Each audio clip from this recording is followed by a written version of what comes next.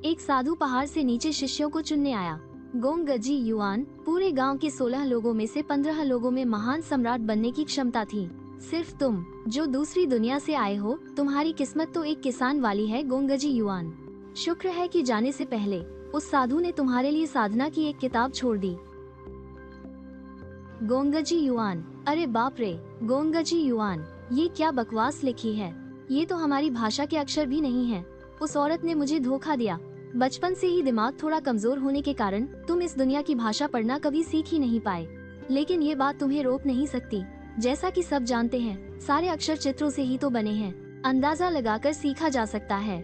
इस किताब में 10 पन्ने हैं। सुना है कि अमर होने की साधना में कुल 10 स्तर होते हैं, तो क्या हर पन्ना एक स्तर को दर्शाता है? ये राज समझ में आते ही तुम किताब में बने छोटे छोटे पुतलों की नकल करके साधना करने लगे। लेकिन कुछ ही देर बाद तुम्हारे पेट के निचले हिस्से में अचानक हल्का हल्का दर्द होने लगा। वाह, इसका असर तो हो रहा है। तभी चाची सुन हाथ में खाने के लिए 2 बन लिए अंदर आई। छोटे युआन, तुम ये क्या कर रहे हो? चाची, आप बिना दरवाजा खटखटाए कैसे अंदर आ गयी? अरे बुद्धू, मुझे कोई शर्म नहीं तो तू क्यों शर्मा रहा है? मैंने क्या क्या नहीं देखा है? इतना कहकर चाची सुन ने बन मेज पर रख दिए। तुम्हें खाना खाने की याद दिलाकर वो बाहर चली गयी। जाने से पहले उन्होंने एक गहरी सांस छोड़ी। बेचारे बच्चे को बहुत गहरा सदमा लगा है। किताब भी उल्टी पकड़ी है। थोड़ी ही देर बाद तुमने देखा कि तुम्हारे पूरे शरीर से खून बह रहा है।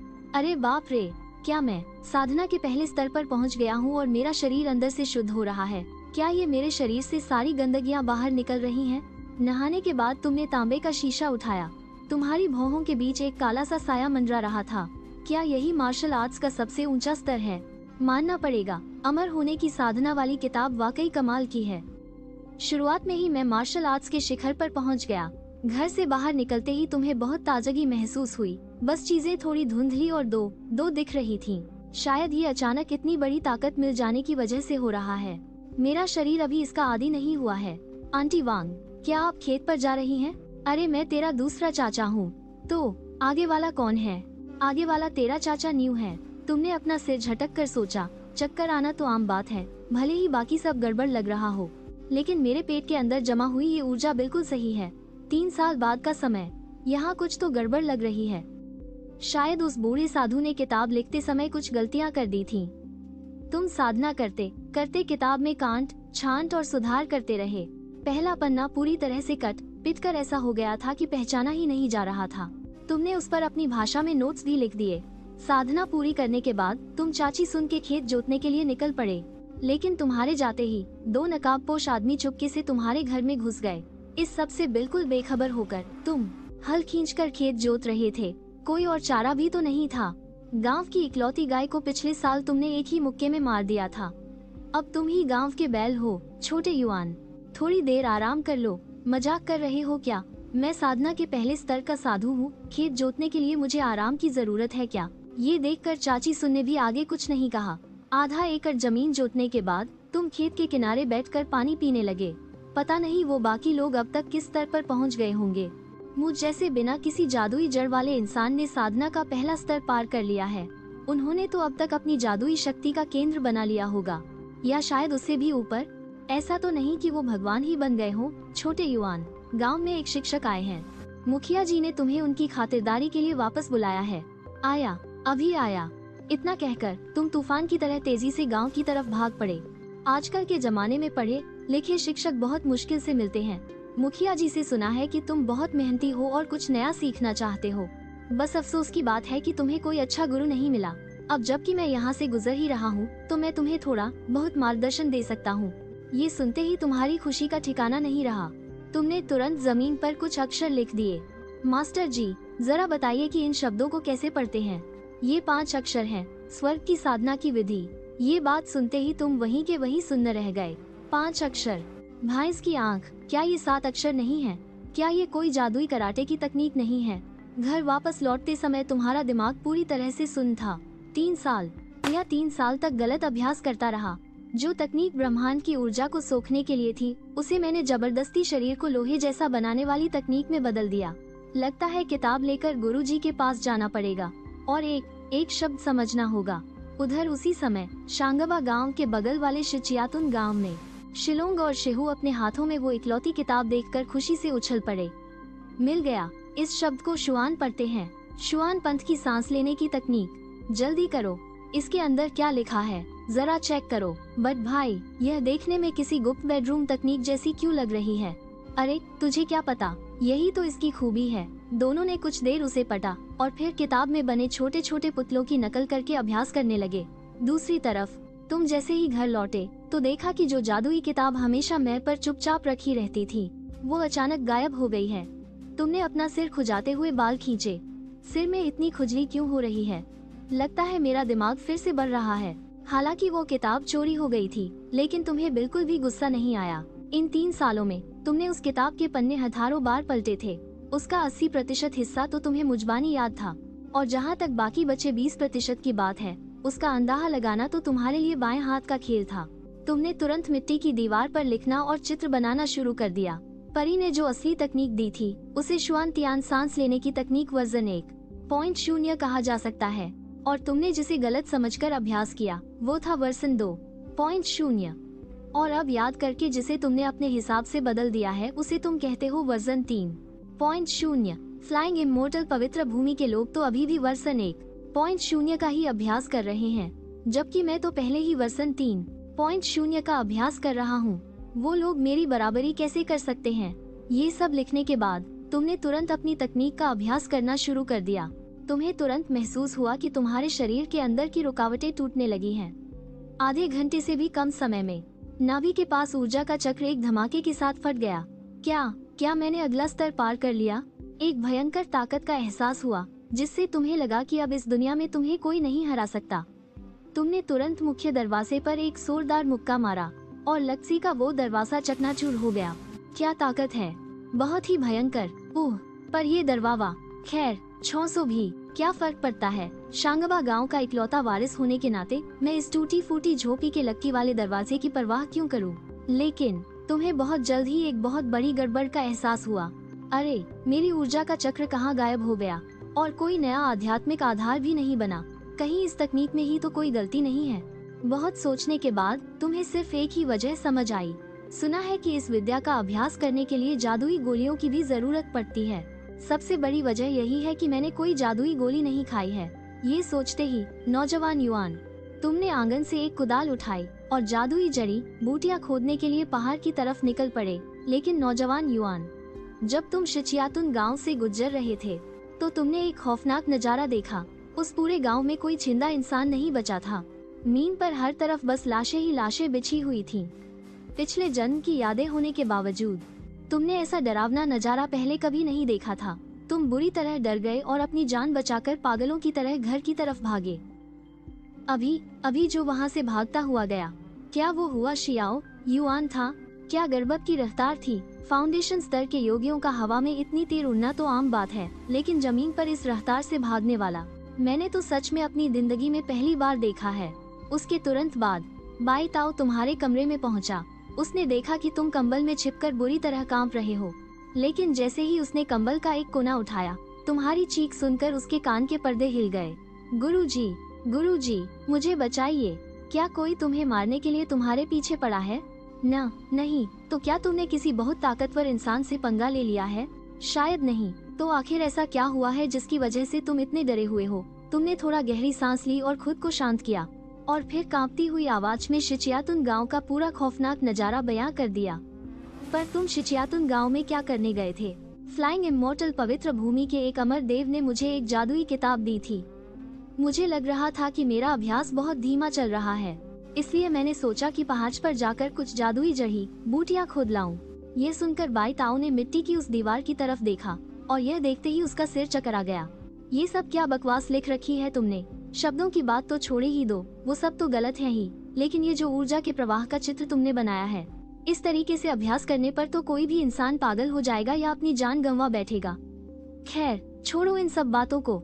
हम एक दूसरे को जानते हैं, और ज्ञान बांटने में कभी किसी के साथ भेदभाव नहीं करना चाहिए। यह सोचते हुए उसने अपनी जेब से एक किताब निकाली। ये लो, इसे रख लो। अब से ऐसे ही कुछ भी साधना मत करने लग जाना। हाओतियन अमृतत्व विद्या, यह कन्फ्यूशियस का महान पवित्र ऊर्जा सूत्र है। इसके अभ्यास से तुम्हारे अंदर एक महान पवित्र ऊर्जा पैदा होगी और इसके फायदे तो अनगिनत हैं। यह महान पवित्र ऊर्जा दिखती कैसी है और इसके फायदे अनगिनत कैसे हैं? यह ऊर्जा बिना किसी रंग और रूप के होती है। यह धरती और आकाश की सबसे शुद्ध ताकत है। यह तुम्हारी आत्मा को पोषण देती है और बुरी ताकतों को दूर रखती है। बाकी तुम आगे खुद ही समझ जाओगे। बाई ताओ ने मुंह से तो यह कह दिया, लेकिन उसे दिल ही दिल में यकीन था कि तुम इसमें कभी कामयाब नहीं होगे, क्योंकि इस पवित्र ऊर्जा को पाने के लिए दिल में सच्चाई और न्याय का होना बहुत जरूरी है। जिनका मन कमजोर होता है वो जिंदगी भर इसे नहीं सीख पाते। यह सब समझाने के बाद बाई ताओ कमरे से बाहर चला गया। असल में वह चाहता था कि तुम उसे शिजियातुन गांव लेकर जाओ, लेकिन तुमने तो कसम खा ली थी कि तुम जान दे दोगे पर बाहर नहीं जाओगे। तुम्हारे चेहरे पर जो डर था उसे देखकर बाई ताओ को बहुत गुस्सा आ रहा था। ऐसे डरपोक मन के साथ यह महान पवित्र ऊर्जा पाना चाहता है। यह तो ख्याली पुलाव पकाने जैसी बात है। बाई ताओ के जाने के बाद तुमने उस किताब को ध्यान से पढ़ना शुरू किया। महान पवित्र ऊर्जा सूत्र का सबसे अहम नियम यही था कि इसे बिल्कुल स्वाभाविक रूप से करना चाहिए। खेत में काम करते हुए भी यह ऊर्जा मिल सकती है और बच्चों को पढ़ाते हुए भी। इसकी पूरी कहानी समझने के बाद तुमने अपना फावड़ा उठाया और अपने ही आंगन में मिट्टी खोदकर खेती करने लगे। जहाँ तक बाहर जाने की बात थी वो तो बिल्कुल नामुमकिन था। बस थोड़ी ही देर में तुम्हें अपने शरीर के अंदर एक अजीब सी ऊर्जा महसूस होने लगी। कुछ तो गड़बड़ है। मास्टर ने तो कहा था कि यह ऊर्जा बिना किसी रंग और रूप के होती है, तो फिर मेरी पवित्र ऊर्जा लाल रंग की क्यों है? उस ऊर्जा को वापस खींचते हुए तुम शांति से बैठकर किताब पढ़ने लगे। आधे घंटे बाद तुम्हारे अंदर फिर से एक पवित्र ऊर्जा पैदा हुई, लेकिन इस बार उसका रंग नीला था। अरे नहीं, यह भी गलत है। तुमने तरीके बदलने जारी रखे। आंगन में तलवार चलाते वक्त सुनहरे रंग की ऊर्जा, चुपचाप खाली बैठकर सफेद रंग की, मुंह ढककर सोते वक्त नीले रंग की। इस तरह तुमने कई दिनों तक माथापच्ची की, मोह ढंग की रंगदी के बाद अब तुम्हें बस ऐसा लग रहा था जैसे तुम्हारे शरीर के अंदर रंगों का कोई मेला लगा हो, लेकिन बिना रंग वाली ऊर्जा का कहीं नामो निशान नहीं था। अरे यार, पक्का इस विद्या में ही कोई खोट है। कहते हैं न कि असली ज्ञान ऐसे ही किसी को नहीं दिया जाता। मास्टर बाई ने जो विद्या दी है वो पक्का एक अधूरा और आसान किया हुआ रूप है। जैसे ही तुम्हें यह बात समझ आई, तुमने महान पवित्र ऊर्जा सूत्र का वर्सन 2.0 बनाने की ठान ली। जैसा कि सब जानते हैं, अगर किसी चीज का इंडेक्स या सूची मिल जाए तो उसमें जानकारी भरना बहुत आसान हो जाता है। और अभी तुम्हारे हाथ में जो विद्या थी वो एक इंडेक्स की तरह ही थी। इसे आधार मानकर पूरी किताब को फिर से लिखना कोई मुश्किल काम नहीं था। बस एक दिन और एक रात में तुमने वो काम लगभग पूरा कर लिया। इस बीच तुमने स्वर्गीय अमर भूमि की जुआंतियन श्वास तकनीक से भी काफी कुछ लिया था। कहा जाए तो तुमने उसे बिल्कुल परफेक्ट बना दिया था। कुछ दिनों बाद तुम अपने छोटे से आंगन में तलवारबाजी का अभ्यास कर रहे थे, तभी बाई ताओ वहाँ से गुजरा। शिजियातुन गांव वाली घटना को इतना वक्त हो गया है, तुम अभी भी बाहर निकलने से डर रहे हो। मास्टर बाई, आपको नहीं पता, मुझे पिछले कई दिनों से रोज डरावने सपने आ रहे हैं।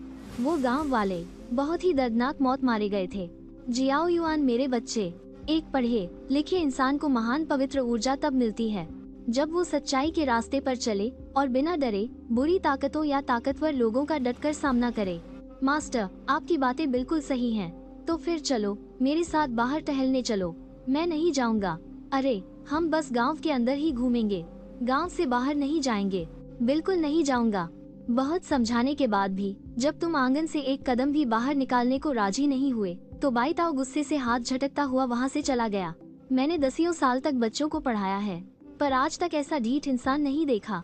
इसे महान पवित्र ऊर्जा सूत्र सिखाना मेरे समय की पूरी बर्बादी है।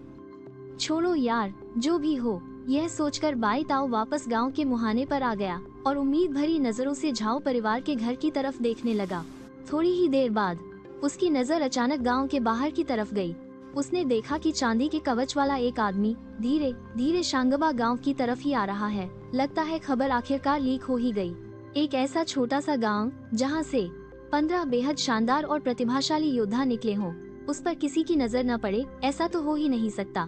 अगर स्वर्गीय अमर भूमि ने कड़ी पहरेदारी न की होती तो यह छोटी सी जगह जाने कब की तबाह हो चुकी होती। और बस एक ही पल में वह सफेद लबादे वाला सेनापति उनके ठीक सामने आकर खड़ा हो गया। ऐ सुनो, ये हुआ जियाओ युआन का घर किस तरफ है? बाई ताओ ने एक तरफ इशारा किया और फिर ध्यान नहीं दिया। और तुम इन सब से बिल्कुल अनजान, मजे से तरह की पवित्र ऊर्जा इकट्ठा करने में लगे हुए थे। तभी अचानक चू तियानकुओ ने जोर से दरवाजा खोल दिया। तो तू ही है हुआ शियाओ युआन। ये 100 युद्धों की मारक तकनीक है। मैं तुझे 3 दिन का समय देता हूँ। अगर तूने इसे सीख लिया तो मेरी किलिंग गॉड आर्मी में शामिल हो सकता है, और अगर 3 दिन में नहीं सीख पाया तो तेरी मौत पक्की है। उसने तुम्हें कुछ बोलने का मौका ही नहीं दिया जब तक तुम कुछ समझ पाते। वो तुम्हारी नजरों से ओझल हो चुका था। अरे बाप रे, ये तो जबरदस्ती है। तुमने सोचा भी नहीं था कि इस छोटे से गांव पर इतनी जल्दी किसी की नजर पड़ जाएगी। लगता है जो मास्टर जी झाओ परिवार पर नजर रखे हुए हैं वो भी कोई आम इंसान नहीं है। ताकत, मुझे और ज्यादा ताकत चाहिए। उसने इतनी आसानी से मुझे ये तकनीक दे दी, जरूर इसमें कुछ गड़बड़ की होगी। शायद वो इंतजार कर रहा है कि मैं इसे सीख लूं और फिर वो मेरी सारी शक्तियां छीन ले। कितना जहरीला दिमाग है इसका। शुक्र है कि मुझे इन तकनीकों में बदलाव करना आता है। लेकिन देखते ही देखते 2 दिन बीत गए। पता नहीं घबराहट की वजह से या कुछ और, पर तुम इसके बेसिक्स भी नहीं सीख पाए। अब परीक्षा का दिन सिर पर आ गया था। तुम्हारे दिल की धड़कनें तेज हो गईं।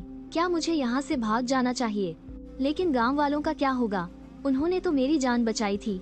अगर मैं भाग गया और उसने गांव वालों पर अपना गुस्सा निकाला तो धत तेरे की। हमेशा पहले वार करने वाला ही जीतता है। तुमने अपना मन पक्का कर लिया और घर में रखी इकलौती कुल्हाड़ी निकाल ली। चांदनी रात के अंधेरे में तुम गांव के बाहर की तरफ निकल पड़े, तुम्हारे उस खौफनाक इरादे को भांपते हुए। बाईताओ ने अपने हाथ की किताब नीचे रख दी। लगता है मैंने इसे पहचानने में गलती कर दी थी। लड़के में हिम्मत तो है, लेकिन इस रास्ते पर जाकर वापस लौटना बहुत मुश्किल है। उधर चू तियानकुओ को भी तुम्हारे जानलेवा इरादे का एहसास हो गया था। कुछ तो मजेदार होने वाला है। मैंने तो बस उसे थोड़ा डराने की सोची थी। ये नहीं सोचा था कि डर के मारे वो इतना खूंखार हो जाएगा। चू तियानकुओ ने जैसे ही तंबू का पर्दा उठाया, उसने तुम्हें सेना के खाने वाले बर्तन में जहर मिलाते हुए देख लिया। शाबाश मेरे शेर, तो तू पीठ पीछे वार करेगा। इन सब से अनजान तुम बर्तन में जहर को अच्छे से घोल रहे थे और काम खत्म होने के बाद तुमने अपनी उंगलियां भी चाट ली। बहुत बढ़िया।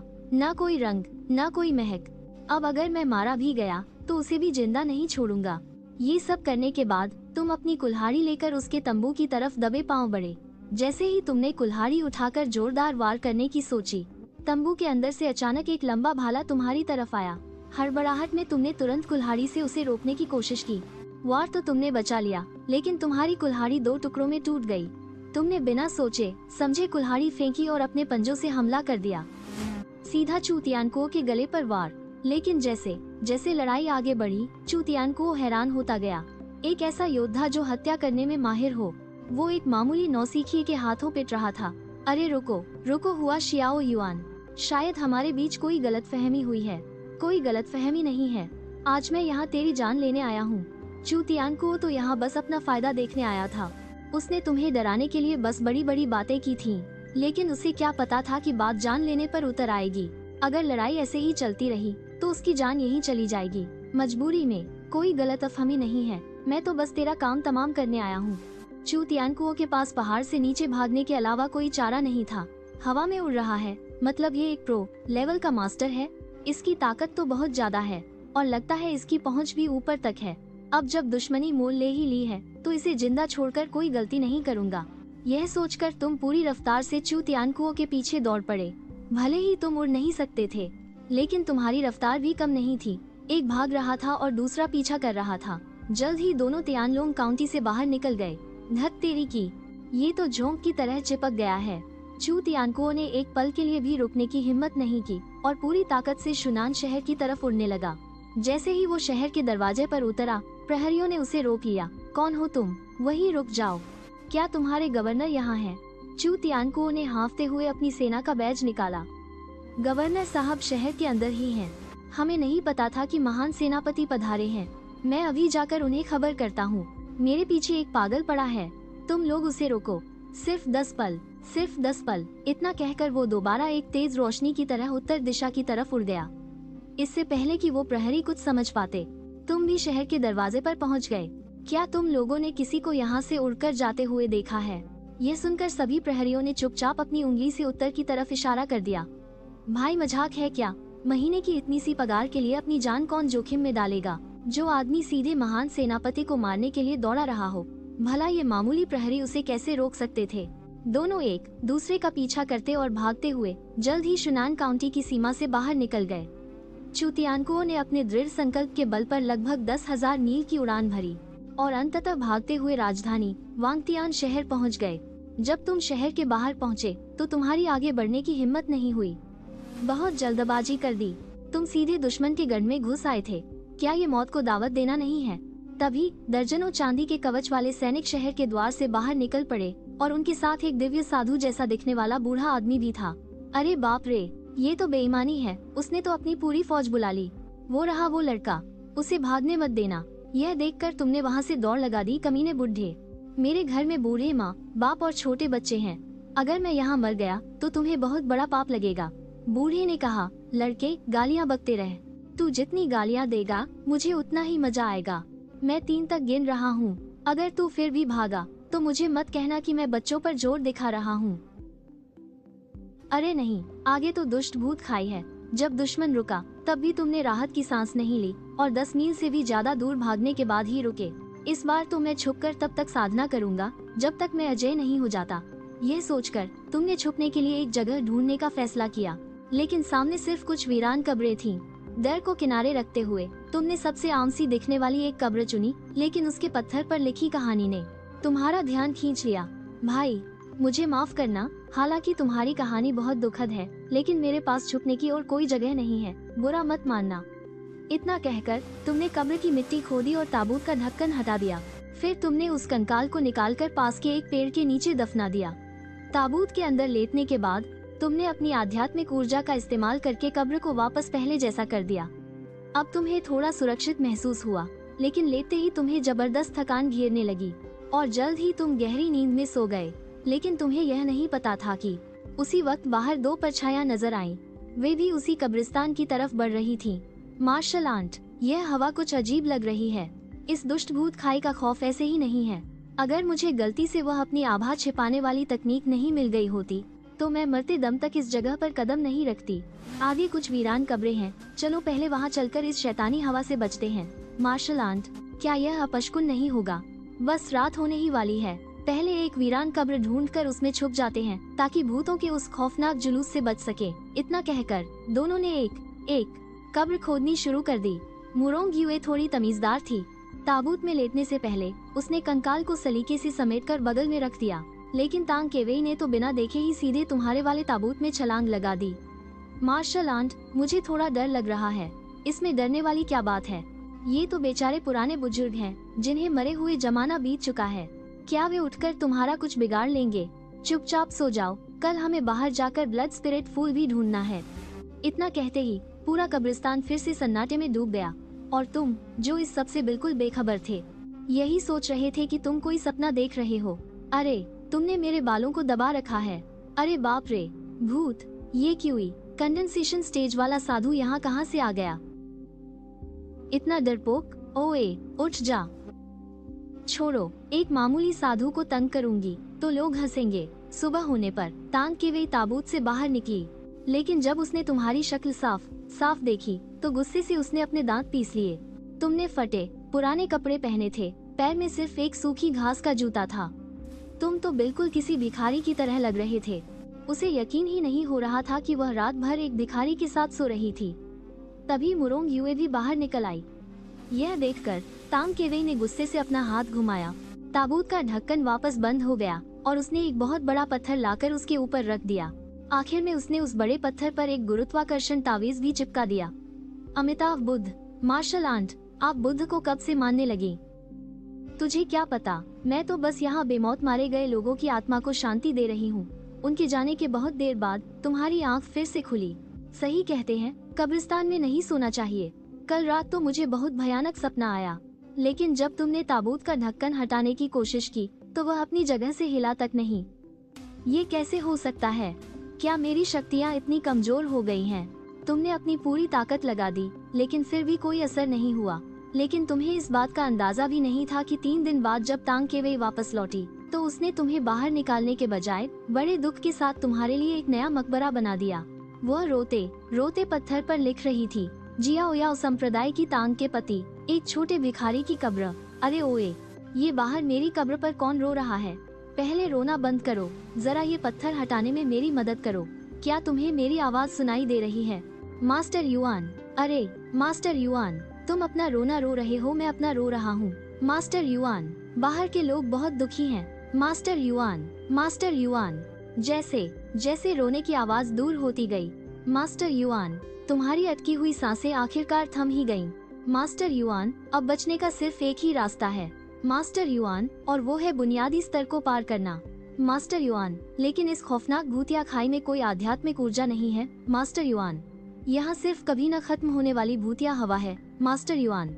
ये सोचते ही तुम्हारे दिमाग की बत्ती जल उठी। मास्टर युआन, तुम्हें सबसे अच्छा क्या करना आता है? मास्टर युआन, जाहिर है साधना की तकनीकों को बेहतर बनाना। क्यों न आध्यात्मिक ऊर्जा सोखने के बजाय भूतिया हवा को सोखा जाए। नहीं, भूतिया हवा सोखने में भी एक दिक्कत है मास्टर। जब हम इस मनहूस जगह से बाहर निकलेंगे तो साधना नहीं कर पाएंगे। तो क्यों न एक ही बार में काम तमाम किया जाए। सीधे हवा सोखने का तरीका ही बना लेते हैं। जो सोचा वो किया। तुमने उसी वक्त ताबूत के ढक्कन पर लिखना मिटाना शुरू कर दिया। 1.5 दिन की कड़ी मेहनत के बाद इस दुनिया की पहली हवा सोखकर साधना करने वाली तकनीक का जन्म हुआ। और तो और इस तकनीक को काम में लाने के लिए तत्वों की आवर्त सारणी की भी जरूरत पड़ेगी। अलग अलग जगहों की हवा की बनावट, PM 2.5 के स्तर जैसी चीजों का हिसाब लगाकर साधना करनी होगी। सच कहूँ तो इसमें इतना सारा ज्ञान भरा है कि कोई महान सम्राट भी आ जाए तो वो भी अपना सिर खुजलाने लगेगा। तुमने जोर से एक लंबी सांस अंदर खींची और महसूस किया कि तुम्हारी ताकत रॉकेट की तरह बढ़ रही है। हाँ, किसने कहा कि मेरे पास आध्यात्मिक जड़ नहीं है? मेरी आध्यात्मिक जड़ का नाम है हवा वाली जड़। कामयाबी से अपना स्तर पार करने के बाद तुम आखिरकार उस कब्र से बाहर निकल आए, लेकिन अपनी कब्र का पत्थर देखकर तुम्हारी आंखें फटी की फटी रह गईं। थ्रू साले, तू कंजूस होगा। तेरा पूरा खानदान कंजूस है। तो इसका मतलब उस रात जो हुआ वो कोई अजीब सपना नहीं था, बल्कि सच में कोई मेरी रजाई के अंदर घुस आया था और काम हो जाने के बाद जिम्मेदारी से बचने के लिए उसने मुझे मारकर मेरा मुंह बंद करने की कोशिश की। शुक्र है कि मेरी प्रतिभा का कोई जवाब नहीं है। जैसे ही तुम वहाँ से निकलने वाले थे, अचानक तुम्हारे कानों में एक औरत की फुसफुसाहट गूंज उठी। कौन है बेजो भूत प्रेत का नाटक कर रहा है? चुपचाप बाहर निकल आ मेरे मालिक। यहीं रुक जाइए ना, मेरे साथ रहिए। यहाँ बहुत अंधेरा है। लेकिन अगले ही पल उस दुष्ट आत्मा की सांसें अचानक अटक गईं और तुमने उसे सीधे अपने फेफड़ों के अंदर खींच लिया। अरे बाप रे, अभी जो हवा मैंने खींची उसमें PM 2.5 का स्तर बहुत ज्यादा था। मुझे तो लगभग धसका ही लग गया था। जब बहुत देर तक किसी ने कोई जवाब नहीं दिया तो तुम सीधे उस खौफनाक खाई से बाहर निकल आए। लेकिन जैसे ही तुम अमृता की खोज वाले शहर पहुँचे, तुम पूरी तरह से सन्न रह गए, क्योंकि यहाँ तो परम साधक गली के कुत्तों की तरह घूम रहे थे और स्वर्ण साधक हर जगह फैले हुए थे। बुनियादी स्तर तो इस दुनिया में सबसे नीचे दर्जे का माना जाता था। सड़क पर चलते हुए साधक भी तुम्हें देखकर बार बार सिर हिलाकर अफसोस कर रहे थे और तुम्हें देश के युवाओं के लिए एक बुरी मिसाल मान रहे थे। तुम पलटकर जवाब देने ही वाले थे कि अचानक तुम्हारे हाथ में एक हल्की सी खनक की आवाज हुई। तुमने हैरानी से अपने हाथ में पकड़े हुए कटोरे को देखा और फिर उस अमीर औरत को देखा जिसने उसने एक जादुई पत्थर फेंका था। मेरे हाथ में ये कटोरा कब से आ गया बे? नहीं, मतलब तुम लोगों ने सच में मुझे भिखारी समझ लिया है क्या? बाहर में जाओ, क्या मेरी कोई इज्जत नहीं है? यह कहकर तुमने गुस्से में उस जादुई पत्थर को अपनी जेब में ठूंस लिया। ठीक उसी वक्त तुम्हें जियाओ याओ संप्रदाय में नए शिष्यों की भर्ती की खबर सुनाई दी। तुमने बिना सोचे वहां जाने का फैसला कर लिया। जब तुम जियाओ याओ संप्रदाय के टेस्ट वाले मैदान में पहुंचे तो वहां पहले से ही लोगों की भारी भीड़ उमड़ी हुई थी। तुम तेजी से भीड़ को चीरते हुए आगे बढ़े और बड़ी खुशी अपना हाथ उस जादुई पत्थर पर रख दिया। लेकिन पूरे 10 सेकंड इंतजार करने के बाद भी आध्यात्मिक जड़ नापने वाले उस यंत्र ने कोई हलचल नहीं दिखाई। यह देखकर वहां खड़ा इंचार्ज शिष्य भी हक्का बक्का रह गया। इतने सालों में उसने पहली बार ऐसा इंसान देखा था जिसके पास कोई आध्यात्मिक जड़ ही नहीं थी। मुझे यह मंजूर नहीं, मैं बुनियादी स्तर का साधक हूँ। ऐसा कैसे हो सकता है कि मेरे पास कोई जड़ ही न हो? पक्का तुम लोगों की मशीन ही खराब है। तुम उस जादुई पत्थर से कसकर चिपक गए और किसी भी कीमत पर उसे छोड़ने को तैयार नहीं थे। इस तमाशे ने तांग केवेई का ध्यान अपनी तरफ खींच लिया। वो इस भर्ती समारोह में सिर्फ रस्म निभाने आई थी, लेकिन उसके सामने खड़ा वो आदमी, उसे कुछ जाना पहचाना सा लग रहा था। इस आदमी को देखकर एक प्यार का एहसास हो रहा था, लेकिन उसे कहाँ देखा था वो उस वक्त कुछ भी याद नहीं कर पा रही थी। यू एयर, जाओ और उस लड़के को यहाँ बुला कर लाओ। जब तुम्हें तांग केवेई के सामने लाया गया तो तुम्हारे चेहरे पर भयंकर चिढ़ साफ झलक रही थी। क्यों? ऐसा लग रहा है कि तुम मुझे देखकर कुछ खास खुश नहीं हो।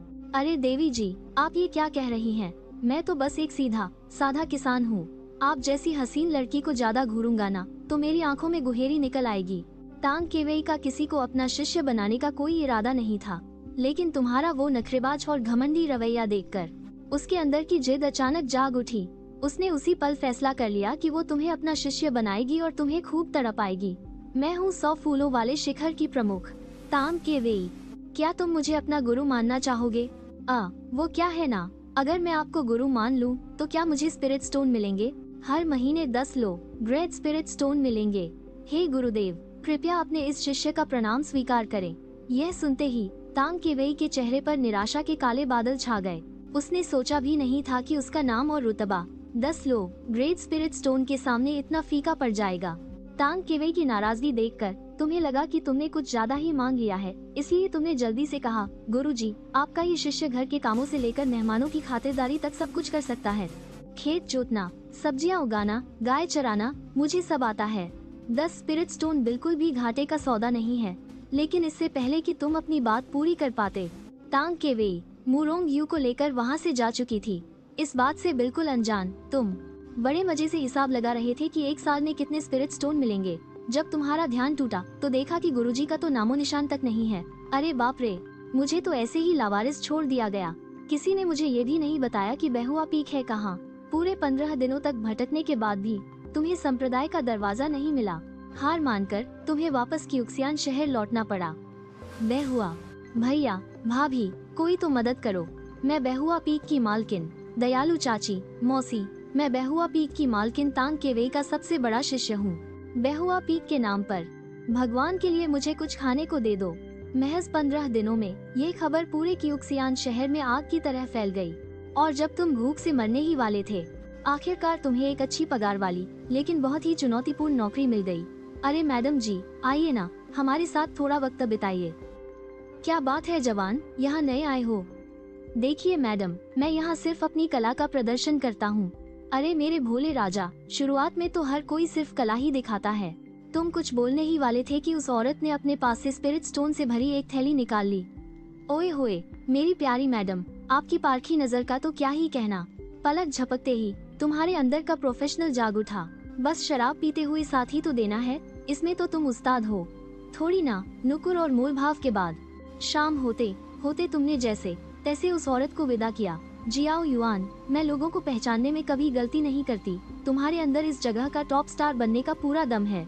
मैं तुम्हें इस शियाओ याओ संप्रदाय का सबसे नंबर 1 मेल मॉडल बनाना चाहती हूँ, जो सिर्फ अमीर और वीआईपी ग्राहकों को अटेंड करेगा। मैडम ये मेरी बचपन की दोस्त और मेरी होने वाली जीवन साथी भविष्य में इस दुनिया की महान सम्राट बन सकती है। मेरे ऐसा करने से कहीं उनका नाम तो खराब नहीं होगा।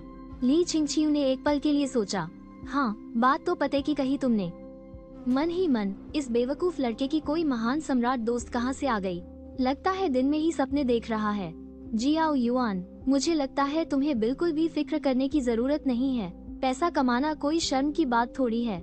आप सही कह रही हैं, मैडम ली। लेकिन मेरा एक और सवाल है, अगर मैं ये सब काम करूँगा और मेरी गुरुजी को पता चल गया तो कोई बवाल तो नहीं होगा ना? तुम्हारी गुरुजी है कौन? उन्होंने बताया था कि वो बहुआ पीक की मालकिन तांग केवेई हैं। अरे छोड़ो इन फालतू की बातों को। कल से तुम संगीत, शतरंज, सुलेख और चित्रकला सीखोगे। हम तुम्हें एकदम वीआईपी लेवल का बनाएंगे। लेकिन तभी अचानक एक नौकरानी घबराते हुए पीछे के आंगन में दौड़ती हुई आई। मैडम ली, गजब हो गया, एक बहुत ही बदतमीज ग्राहक आया है। उसने झांग जिनजेन को पीट दिया है। वो कोई बहुत बड़ी हस्ती लग रही है। जियाओ युआन, अब तुम्हारा इम्तिहान देने का वक्त आ गया है। आप ये मुझ पर छोड़ दीजिए। मैडम ली, आप बिल्कुल फिक्र मत कीजिए। इतना कहकर तुमने पूरे टशन में अपनी आस्तीन झटकी और सामने के हॉल की तरफ चल दिए। लेकिन जैसे ही तुमने वीआईपी रूम में कदम रखा, तुम्हारे चेहरे का रंग ही उड़ गया। जियाओ तुअर, न्यूअर भैया, तुम यहाँ क्या कर रहे हो? एक लड़की पहली बार वेश्यालय आई और उसकी मुलाकात सीधे अपने बचपन के दोस्त से हो गई। अरे मास्टर युआन। और इससे भी ज्यादा हैरानी की बात तो ये थी कि मास्टर युआन, सामने वाला शख्स ही वहाँ सर्विस देने आया था। वाह भाई वाह, जियाओ तुअर, 3 साल से घर से क्या दूर रही, तुमने तो कोठों पर आना सीख लिया। युआन, अगर दूसरे मास्टर जी को ये पता चला ना मास्टर युआन, तो देखना वो तुम्हारी टांगे कैसे तोड़ते हैं। मास्टर युआन, न्यूअर भैया। मास्टर युआन, मेरी बात तो सुनो। मास्टर युआन, तुम जैसा सोच रहे हो वैसा बिल्कुल नहीं है। मुझे कुछ नहीं सुनना, मैं तो जा रहा हूँ दूसरे मास्टर जी को सब कुछ बताने। अब तुम्हारे रोने धोने का कोई फायदा नहीं। हम्फ, गंदी लड़की कहीं की। मास्टर युआन, न्यूअर भैया। युवा मास्टर युआन, मैं बस फ्लाइंग इमोर्टल पवित्र भूमि का प्रतिनिधित्व कर रही हूँ। युवा मास्टर युआन, जयाओयाओ संप्रदाय के साथ बातचीत करने आई हूँ। यह तो बस एक सामान्य मुलाकात है। पर वांग तुजियान के यह कहते ही उसे तुरंत कुछ अजीब लगा। भैया न्यूएर, तुम यहाँ क्या कर रहे हो और तुमने ऐसे भड़कीले कपड़े क्यों पहने हैं? ये सुनकर तुम पल भर के लिए सुन्न रह गए। धत तेरे की, मैं तो दूसरी मंजिल पर आने का मकसद ही भूल गया था। नमस्ते ग्राहक महोदय, पियाओ जियांग वेश्यालय का फ्लोइंग क्लाउड आपकी सेवा में हाजिर है। यह सुनते ही वांग तुजियान का चेहरा शर्म से लाल हो गया। कमरे में बैठे बाकी 4 लोग एक दूसरे का मुंह ताकने लगे। जूनियर सिस्टर तुजियान, ये महाशय कौन है? सीनियर ब्रदर झू, ये मेरे नालायक बड़े भाई हैं। हम एक ही माँ का दूध पीकर बड़े हुए हैं। आपको हंसने का मौका दे दिया, माफ कीजिएगा। जू चियानमिंग ने झिझकते हुए अपना जाम उठाया। अरे नहीं नहीं, कोई बात नहीं। दावत में सभी लोग एक दूसरे के साथ जाम टकरा रहे थे, लेकिन तुम्हारे वहाँ होने की वजह से कमरे का माहौल धीरे धीरे अजीब हो गया। सभी महान योद्धा एक एक करके वहाँ से जाने लगे।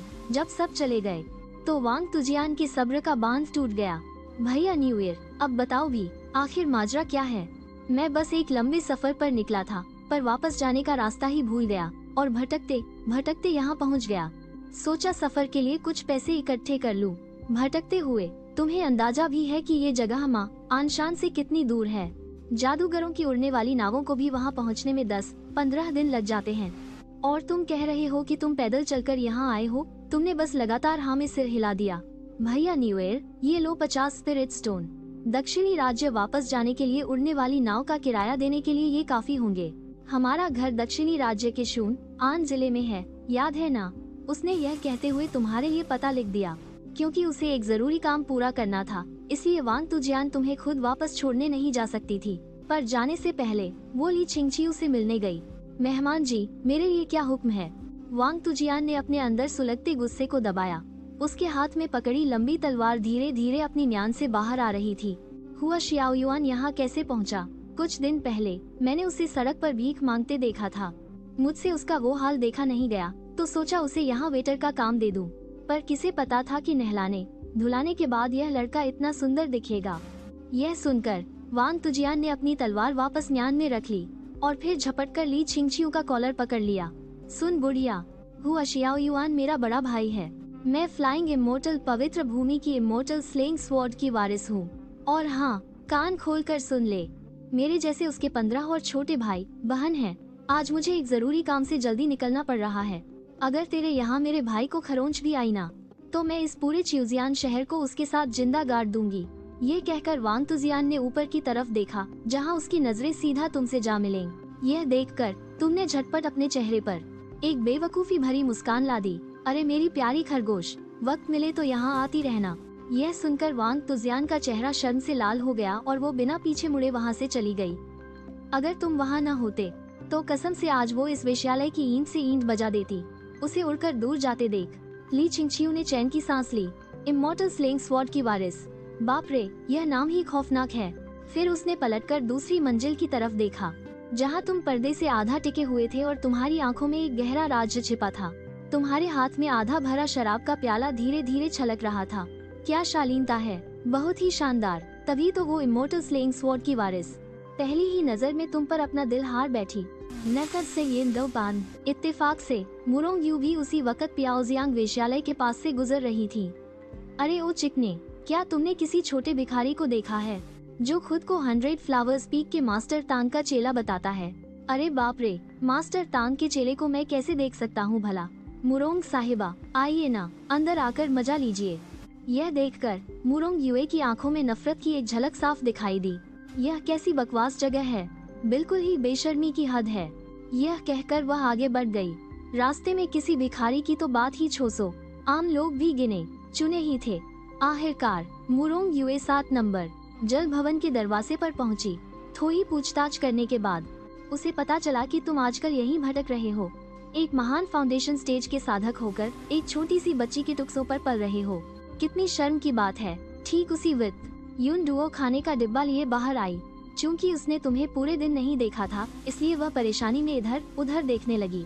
मुरोंग युए को अपनी ओर आते देख उसने जल्दी से पूछा, दीदी क्या आपने किसी छोटे भिखारी को देखा है? मैं भी उसी को ढूंढ रही हूँ। यह सुनकर युनडुओ तुरंत सतर्क हो गई। इस अमर नगरी में उसका कोई अपना नहीं है तो उसे कोई ढूंढने क्यों आएगा?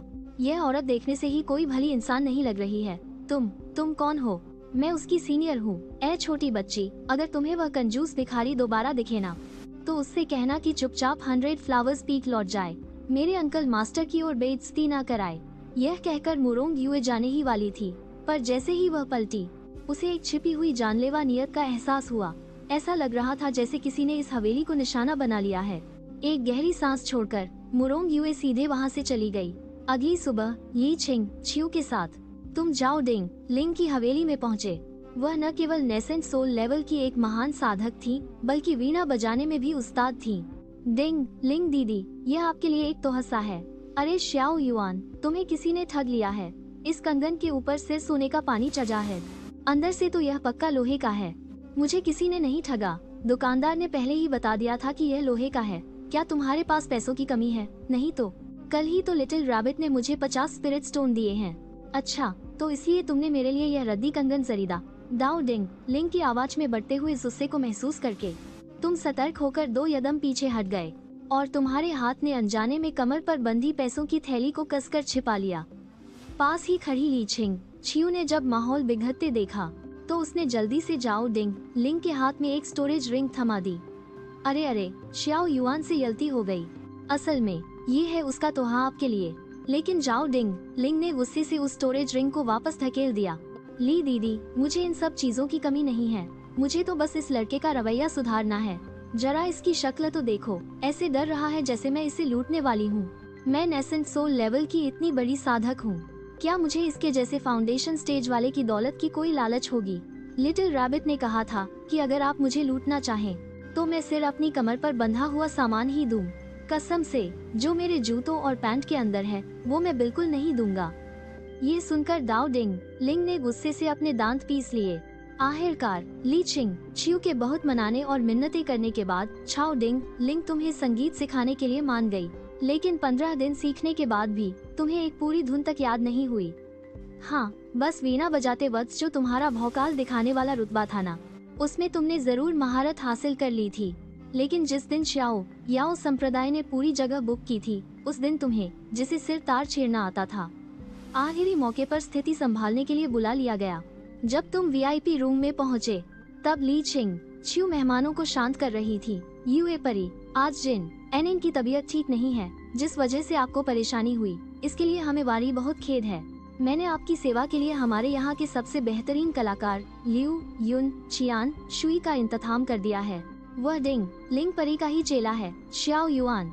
यह आदमी जिसे एक पूरी धुन भी ढंग से याद नहीं थी, उसे आखिरी मौके पर इज्जत बचाने के लिए बुलाया गया था। Master yuan. लेकिन जैसे ही उसने बजाना शुरू किया, मास्टर युआन ने वहाँ बैठे सभी लोगों को हैरान कर दिया। सबने देखा कि तुम एक हाथ से अंगूर खा रहे थे और दूसरे हाथ से तेजी से वीणा के तार छेड़ रहे थे। मुख्य सीट पर बैठी युए लिंग लोंग को भले ही संगीत की कोई समझ नहीं थी, लेकिन फिर भी वह ताली बजाकर तारीफ करने से जुद को रोक नहीं पाई, क्योंकि तुम्हारे संगीत में उसे बहुत जोश और ताकत महसूस हो रही थी। जैसे ही तुम्हारे हाथ के अंगूर खत्म हुए, तुम्हारा संगीत भी अचानक रुक गया। तभी पूरे कमरे में जोरदार तालियों और जोशी की गूंज उठने लगी। क्या बात है डिंग लिंग, उस्ताद का चेला होने का पूरा रुतबा है। बहुत ही शानदार बजाया। वान, तुम्हें कैसा लगा? बजाया तो अच्छा है, बस थोड़ा ज्यादा ही तेज था। मुझे धुन कुछ खास याद नहीं रही। लियू यून मास्टर, क्या आप अभी वाली धुन एक बार फिर से बजा सकते हैं? बिल्कुल बजा सकता हूँ। यह कहकर तुमने फिर से वीणा के तार छेड़े, लेकिन वान हैरान रह गई, क्योंकि जैसे ही उसने धुन को याद करने की कोशिश की तो उसे एहसास हुआ कि धुन पूरी तरह से बदल चुकी थी। इसे एक ही धुन कहना तो दूर की बात है, दोनों में कोई लेना देना ही नहीं था। जनाब, क्या आप वही धुन बजा रहे हैं? हाँ, बिल्कुल वही धुन है, लेकिन मैंने इसे 2 बार सुना और दोनों बार ये बिल्कुल अलग थी। ये सुनकर तुम्हारे तो होश ही उड़ गए। ये वान तो सच में बहुत तेज निकली, इसने तो फर्क भी पकड़ लिया। मैंने पहली बार क्या बजाया था ये मुझे खुद कहाँ याद है। जाहिर सी बात है दोनों अलग ही होंगी ना, लेकिन तुम जरा भी नहीं घबराए। वान जी, मैं आपसे एक सवाल पूछता हूँ, क्या इस दुनिया में कोई भी 2 पत्ते एक जैसे होते हैं? नहीं तो बस फिर बात वही खत्म। मैंने अभी जो बजाया वो अलग तो होगा ही, हवा का कोई ठिकाना नहीं, बादलों का कोई आकार नहीं। अगर मैं इसे फिर से बजाऊं तो यह फिर से अलग होगी, और यही तो दांव है। तुम्हारी ये बातें सुनकर वहाँ मौजूद हर इंसान गहरे सोच में पड़ गया।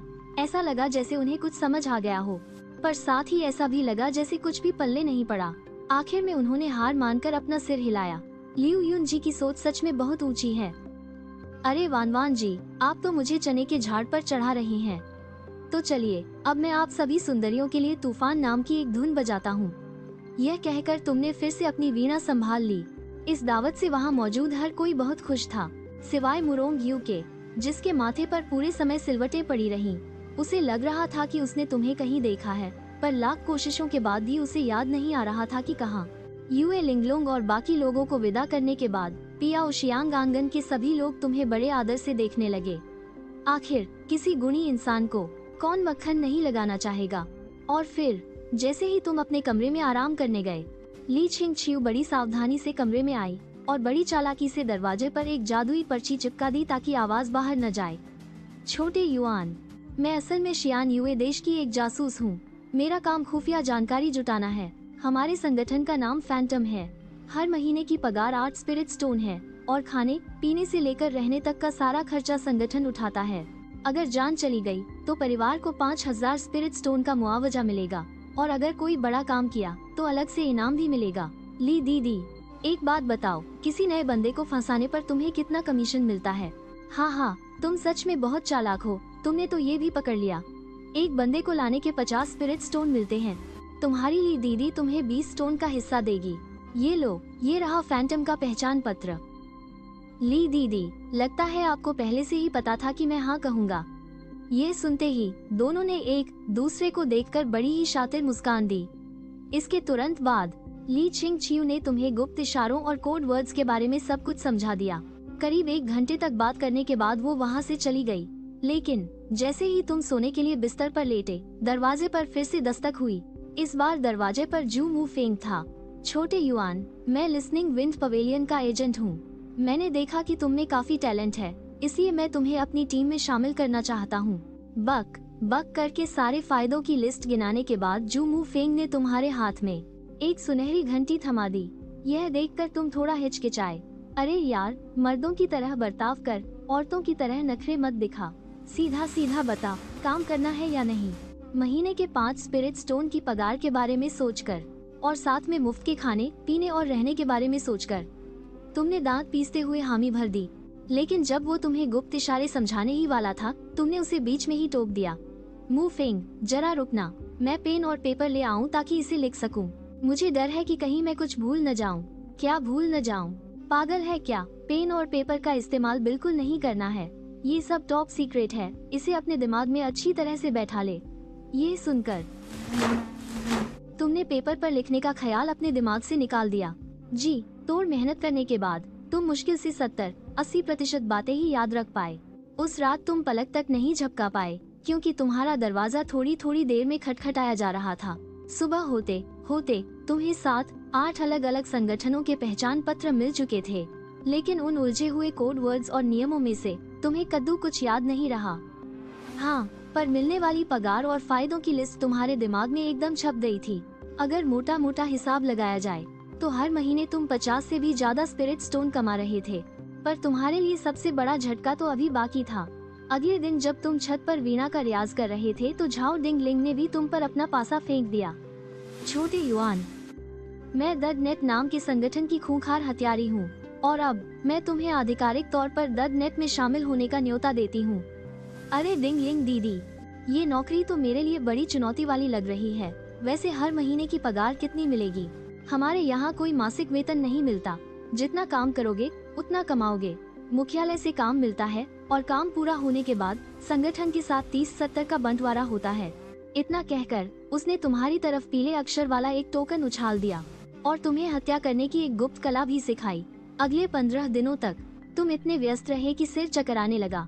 सुबह सुबह अलग अलग गुटों के लोगों के साथ गुप्त कोड मिलाना, और दोपहर को पियाओ श्यांग आंगन के हॉल में बैठकर संगीत बजाना।